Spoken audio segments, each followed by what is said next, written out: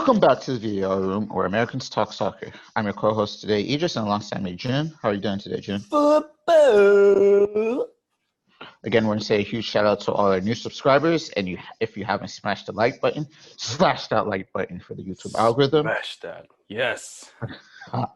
And today we're just going to have a discussion about, is international football necessary during this pandemic, since we're trying to limit the distance traveled by players and limit the spread of the coronavirus. What's your take, Jim?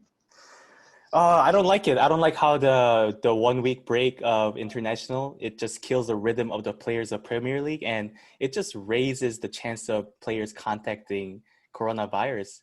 They're going to be more exposed into the public and traveling in a limited space, and they're going to be playing with other players that they might have COVID or not, and also it just they're going to come back and then they're going to have to play Premier League after like 2 or 3 days after they come back. So that's just a lot.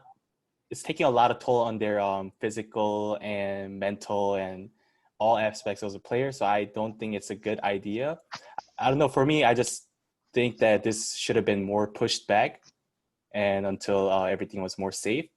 And yeah, that's my take on it. What about you, Idris? Yeah, I agree. The international break is the worst thing. I think the Premier League started off really great, and you're watching that, and they're just like, international break. Then you don't have a game for like a week or two, and you're just like, what do I do now? And to your point, they're traveling with players that have been in different teams all over the world, and you don't know how the situation with COVID is there. Then they Yeah. meet up and they train. Someone gets COVID, then they have to isolate for 14 days. That necessarily just takes them out from playing for their club team if they have to isolate for 14 days, because even though they don't have it, they still have to take precaution. Then the teams for the clubs basically lose one of their players. It can be a star player. Like, how do you think Barcelona would feel if someone in the Argentina team got COVID and he was close to Messi? Like, Messi probably tested negative, but he still has to isolate for 14 days. That's literally their star player who is going to miss a weekend game because of international break. And I don't think that is fair.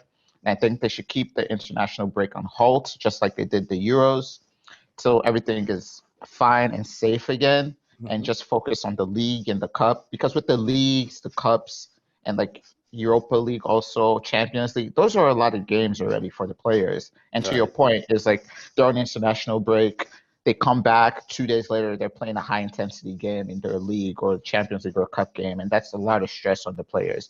Then you have to travel and all that stuff, and I just don't see the point for it now, especially when there is a global pandemic going on. That's a good take. I see a lot of coronavirus cases are going up for the players now, but Idris and I just hope the best for the players, safe travels, and we're just looking forward to our EPL to resume again. Any closing remarks, Idris? No, I just hope the English FA is listening to this and other country FAs. I know you guys are listening because, our podcast is the best. So please take some time and reconsider that and try to scrap the international break, at least for a year. Yeah. I mean, it kind of sucks for the players. Like, it's a pride thing to play for your country, but like, it's a global pandemic. We're trying to keep the players safe, their families safe. And I just hope they can find a resolution to that.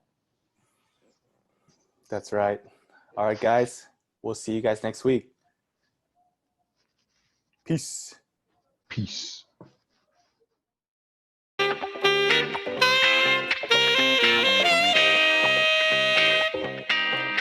Enchanté.